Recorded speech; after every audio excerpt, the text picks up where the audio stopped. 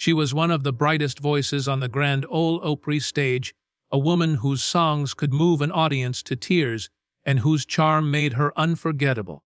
But behind the curtain, a quiet tension was building. What happened next would shock Nashville, silence her Opry microphone, and leave fans asking why. Before she ever set foot on the Grand Ole Opry stage, Skeeter Davis had a voice that could stop conversations in their tracks.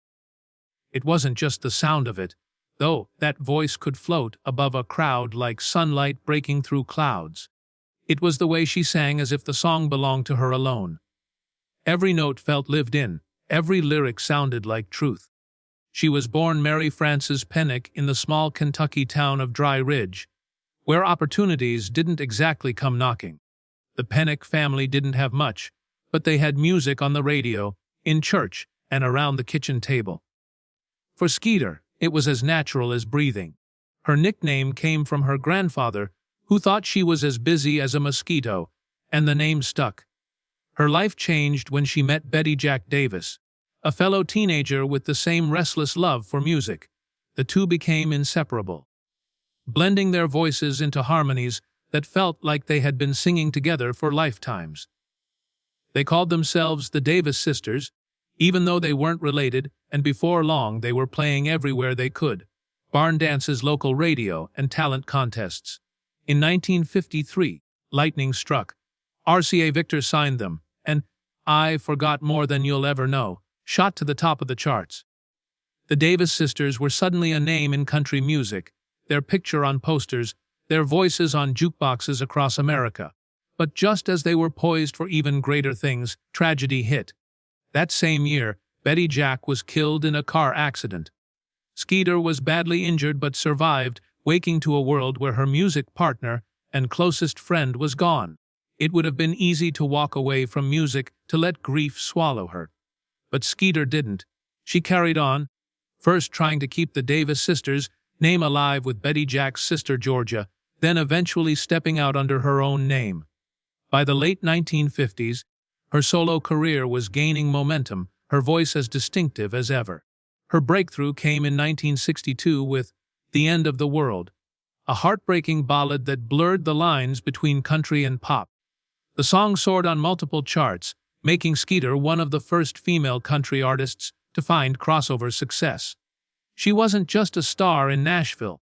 She was a household name.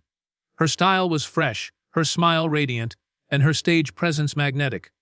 It wasn't long before the Grand Ole Opry came calling. The Opry was the pinnacle for a country singer, and Skeeter seemed born for it. She joined its roster of members, and from the first time she stepped into the Opry's famous circle of wood, she felt at home. She had an easy way with audiences, laughing between songs, speaking to them like old friends. Whether she was singing a tearful ballad or a playful number, she made it feel personal. On Saturday nights, Skeeter wasn't just part of the Opry, she was one of its brightest lights. Fans tuned in to hear her. Other artists admired her, and for a time, it seemed like nothing could dim her star. Yet, even at the height of her success, there were forces quietly gathering that would one day pull her off the Opry stage. The Queen of Saturday Night. Saturday nights at the Grand Ole Opry were like nothing else in country music. The hall buzzed with energy long before the first act stepped on stage. Musicians tuned their instruments backstage. Stagehands hurried to make last-minute adjustments, and the sound of laughter spilled from dressing rooms where performers swapped stories and good-natured jabs.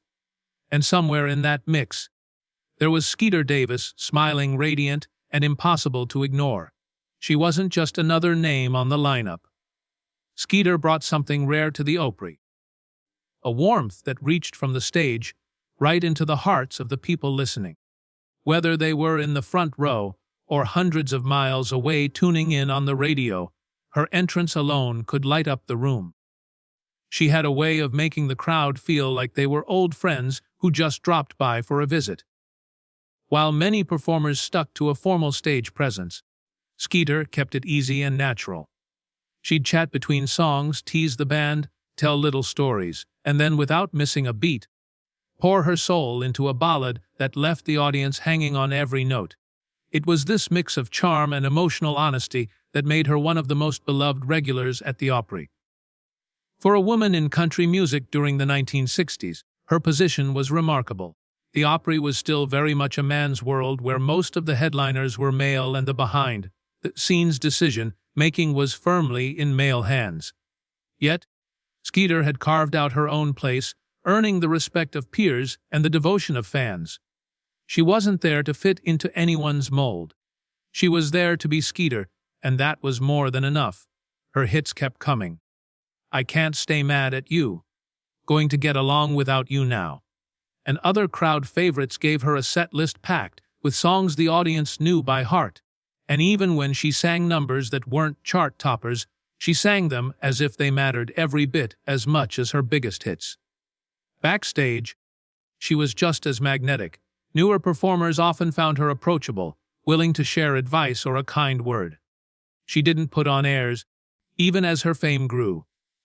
That made her popular with the crew as well as the audience, a rare combination in an industry where egos could run high.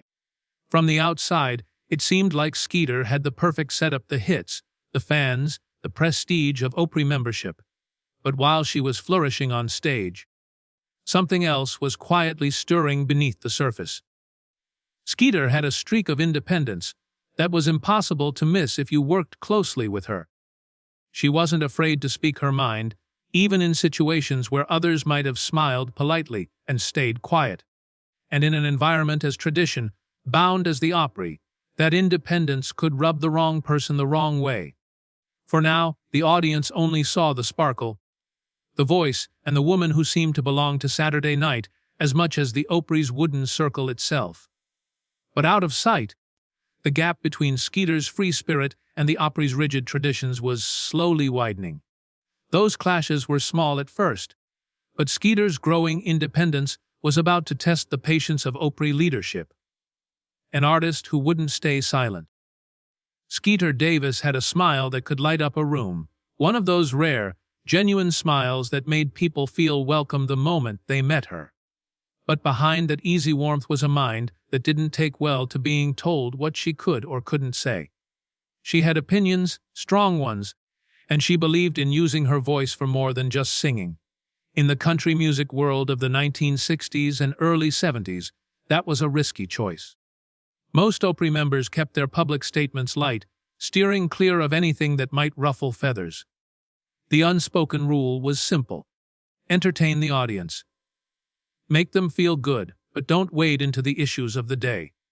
Country music had built much of its identity on being a safe place, a space where families could gather around the radio or in the audience without hearing about politics, protests, or social upheaval.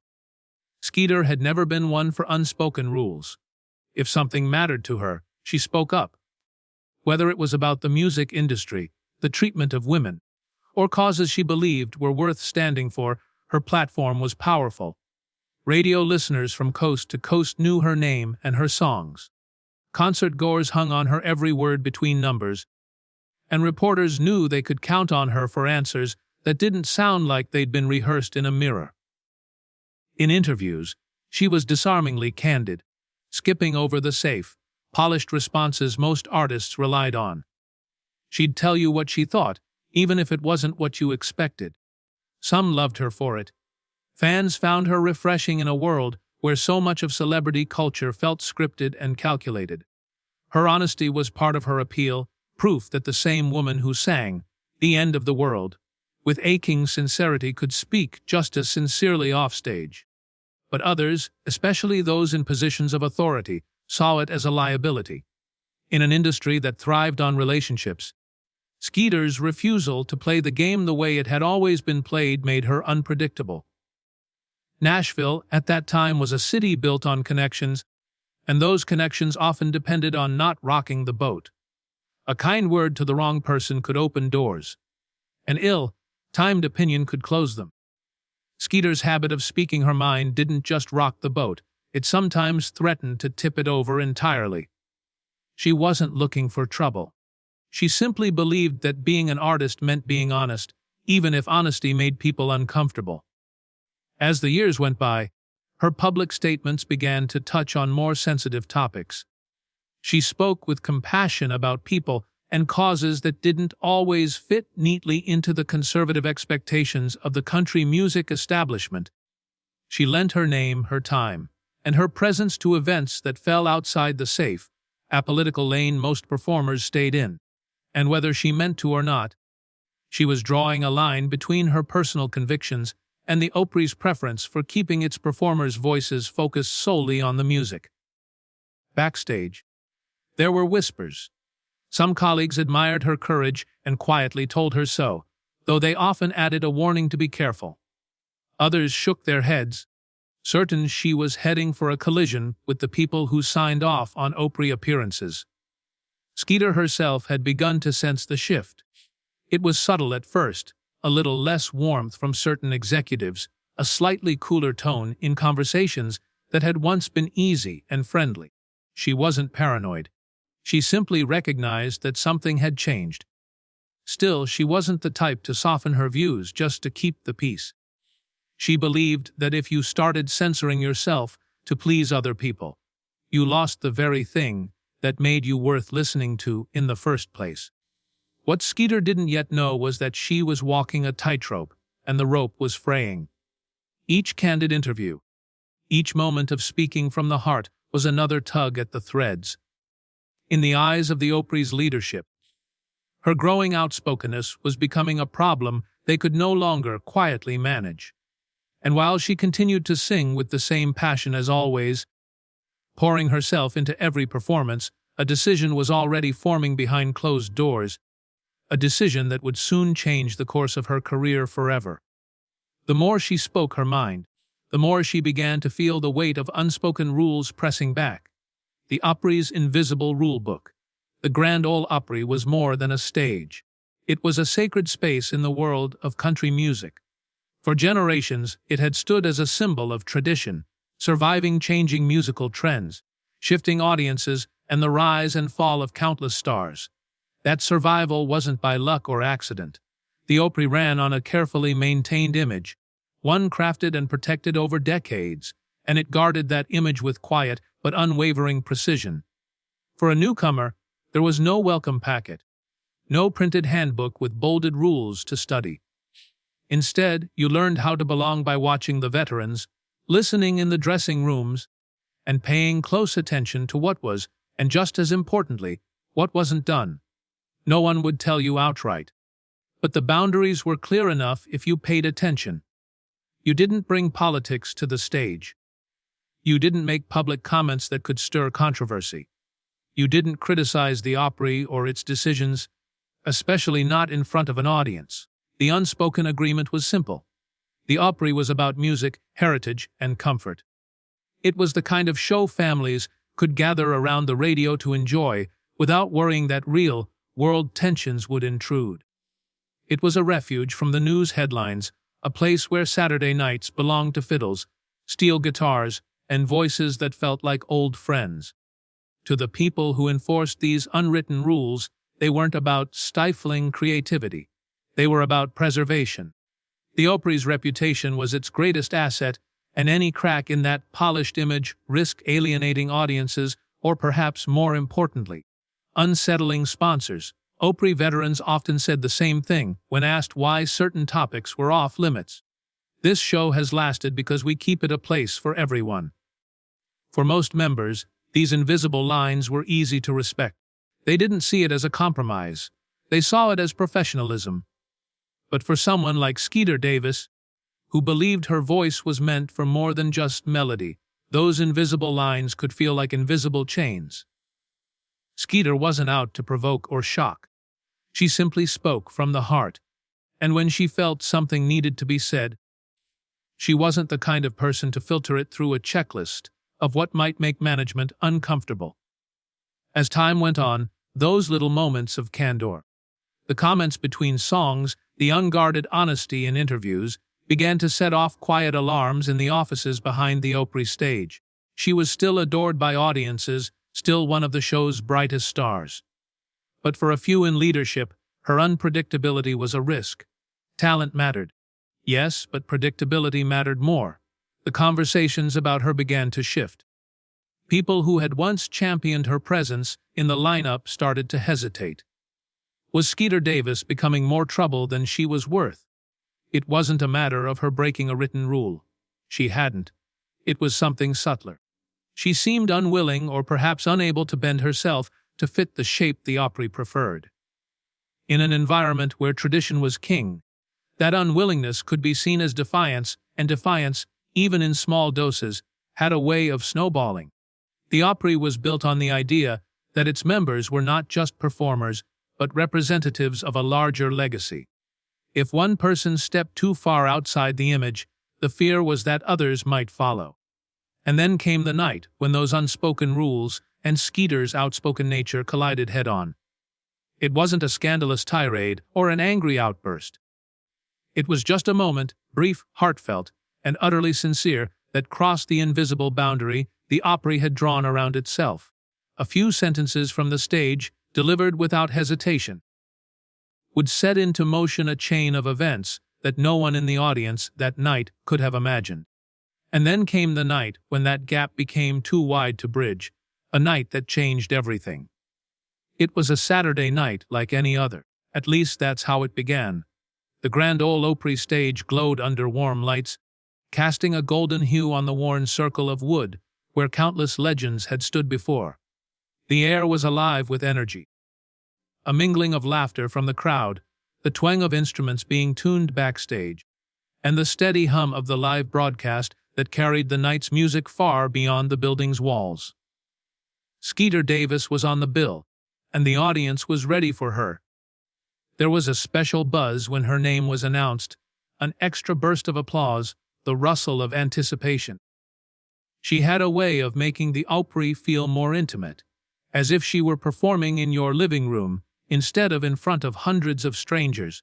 When she stepped into that iconic circle, the reaction was instant. Applause rolled through the crowd, warm and eager. Skeeter beamed, offered a few friendly words, and began her set. Her voice, clear, rich, and tinged with the unmistakable H that made her ballad so moving, filled the room. It was business as usual, or so it seemed, but that night something else was on her mind. As she sang, the weight of it sat just beneath the surface, waiting for the right moment to push its way out.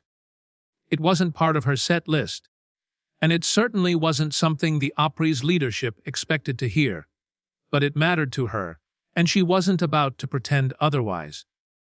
In between songs, she set her guitar aside for a moment and looked out at the audience. She didn't raise her voice. She didn't speak for long, but what she said was pointed, heartfelt, and impossible to misinterpret. She addressed an issue that was causing ripples far beyond the walls of the Opry, one that had stirred controversy in Nashville and beyond, and it was exactly the kind of topic the Opry preferred to avoid at all costs. The room shifted in an instant. A few people in the audience broke into applause, their cheers ringing with approval. Others fidgeted in their seats, uncertain how to respond. Somewhere in the back rows, there was silence so heavy you could almost feel it pressing in. Backstage, the atmosphere changed immediately. Stagehands glanced at one another, eyebrows raised. A producer leaned toward a colleague, whispering something under his breath. The expressions on a few faces were unreadable, but their stillness spoke volumes. No one in Opry management needed to wait for the phone calls or letters. They already knew her words would land like a stone in still water, sending ripples toward people who wouldn't take them kindly. When Skeeter finished her set, the audience's reaction was genuine. Applause, whistles, even a few people standing. But as she stepped off stage, the warmth she'd felt just moments earlier cooled. In the space behind the curtain, there were polite nods, measured smiles, and the sort of cordial quiet that often meant something was wrong. No one reprimanded her outright that night.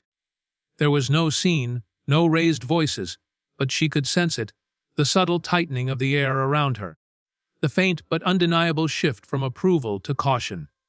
The following days brought murmurs that were harder to ignore. Calls from management, each one cloaked in polite concern, meetings behind closed doors, carefully chosen phrases. "We need to talk about Saturday night." There are some concerns. The words were vague, but their meaning was clear enough. She had crossed a line. For Skeeter, the emotions were tangled. She didn't regret what she'd said. She still believed in it. But she knew the Opry wasn't like any other stage. Here, tradition wasn't just part of the performance. It was the performance. The Opry's image had been carefully shaped over decades, and when you stepped outside its invisible boundaries, there was always a price to pay. Looking back, she would come to see that night as a dividing line. Everything before it had been a steady climb, her place in the Opry family seemingly secure. Everything after it felt different. The ground under her feet less certain. It wasn't just another Saturday. It was a turning point, one she couldn't have undone, even if she'd wanted to. But the reason given publicly wasn't the whole story. Behind closed doors, there was much more at play. The real reason revealed. For weeks after that fateful Saturday night, Skeeter Davis's appearances at the Opry began to dwindle. At first, it was subtle. Her name missing from a show or two, explained away as scheduling conflicts, but gradually the gaps grew longer. There was no formal announcement, no dramatic confrontation in front of her peers. It was more like a slow, deliberate pulling away, until one day her name was gone from the schedule altogether. The official explanation, when it finally came, was vague and diplomatic. The Opry suggested that Skeeter had overstepped during her performance, making remarks that didn't align with the show's long-standing standards. The wording made it sound procedural, almost harmless, nothing personal. Just a matter of maintaining tradition. To the casual listener, it might have seemed like an unfortunate but minor breach. But for those who had been paying close attention, there was more to the story. What Skeeter had said that night from the stage was brief but powerful. She had spoken out against the arrest of a group of young protesters, most of them teenagers, who had been demonstrating peacefully in Nashville. She hadn't shouted, lectured, or turned her set into a rally.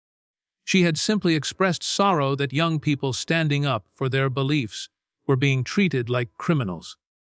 Her voice had carried a quiet, undeniable conviction. In another venue, her words might have been applauded, even ignored entirely. But at the Opry, where politics of any kind were considered dangerous territory, it was like striking a match in a room lined with dry tinder. Her comments touched on racial tension and the broader currents of the civil rights movement, subjects the Opry's leadership, and particularly its sponsors, had no desire to be connected to. Behind the scenes, the discomfort wasn't purely moral or political. Money was on the line. Major sponsors worried that taking even a perceived stance on the matter could alienate sections of their audience. Some longtime Opry members believed Skeeter had broken an unspoken trust by using the stage for anything beyond music and light-hearted banter. And others, powerful voices in Nashville's tight-knit industry, simply didn't like the idea of a woman in country music speaking so plainly on a subject that divided the South. The decision to remove her wasn't made in a single meeting. It unfolded over a series of quiet, strategic conversations. There were calls between executives, discreet meetings with board members, and plenty of hallway discussions where opinions were tested before they were spoken in official settings. Some argued for leniency, a warning perhaps, or a private discussion that would keep her in the fold. But the louder voices, the ones more concerned with image and influence than with fairness, pushed for suspension. Their reasoning was consistent. The Opry's brand had to be protected no matter the cost to the artist involved. When Skeeter learned she was no longer welcome, she didn't react with anger or pleas for reinstatement. She didn't grovel for forgiveness. Instead, she addressed the press directly. She explained with the same clarity that had gotten her into trouble that she had spoken from her heart, said what she believed to be right. And if that was enough to get her thrown out, then so be it. Her words cut through the polite phrasing of the Opry's statement, carrying a sting because they reflected an uncomfortable truth. The Opry was choosing silence over conscience. In later interviews, Skeeter spoke of the experience without bitterness. She insisted she didn't regret her choice. If anything, She seemed to wear the incident as a badge of honor, a reminder that she had never let success turn her into someone afraid to stand for what mattered to her. Her removal from the Opry was never just about one night. It was the result of years of quiet tension, of a free spirit resisting the slow pressure to conform to an institution that valued control as much as it valued talent. In the end, the real reason wasn't just her brief remarks. It was everything she embodied: independence, conviction, and the refusal to separate her art from her humanity. Her removal shocked her fans, but what happened next proved she was far from finished. After the curtain fell, for many artists, being removed from the Grand Ole Opry would have felt like the end. The Opry wasn't just a stage. It was a badge of honor, a sign that you'd made it to the very heart of country music. Losing it could strip away not only your prestige, but your place in the industry. But Skeeter Davis was never the type to let someone else write the last chapter of her story. If the Opry stage was closed to her, there were plenty of others willing to open their doors. She took her music on the road, performing across the United States and beyond. International audiences embraced her, and she found herself singing to crowds in places she had never imagined when she was a teenager in Kentucky.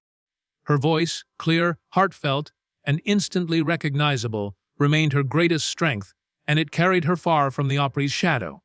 She kept recording, too, adding to a catalog that already included some of the most memorable country and crossover hits of her era. While Nashville insiders whispered about her Opry exit, fans never abandoned her. They still lined up for autographs, filled her shows, and requested her songs on the radio. To them, Skeeter was still Skeeter, the woman who sang from the heart and didn't apologize for it. Over the years, time softened the sting of her departure. The Opry never officially reversed its decision, but Skeeter's career no longer depended on their approval. She had built something bigger than one stage. Her independence, the very thing that had gotten her into trouble, became part of her legacy. Younger female artists looked to her as proof that you could survive in country music without bowing to every unspoken rule. In interviews, she sometimes touched on the incident, but never in a way that felt bitter or resentful. She told the story the way you might tell someone about a fork in the road. Yes, it changed the path she was on, but it didn't stop her journey. If anything, it led her to new places she might never have gone otherwise. By the time Skeeter's performing years began to wind down, she had secured her place in country music history, not just for her chart-topping hits, but for her courage to stand for what she believed, even when it cost her dearly. Her name still draws respect, her songs still stir memories, and her story still sparks debates about the balance between tradition and freedom in the music industry. In the end, the Opry lost one of its brightest stars. But Skeeter Davis never lost herself, and maybe that's the real reason her story still matters. Because it's not just about what she sang, but about the strength it took to keep singing, no matter who tried to silence her. Skeeter Davis's removal from the Opry wasn't just a moment in music history. It was a clash between tradition, image, and personal conviction. Was the Opry right to protect its stage from controversy? Or did it silence an artist for speaking her truth?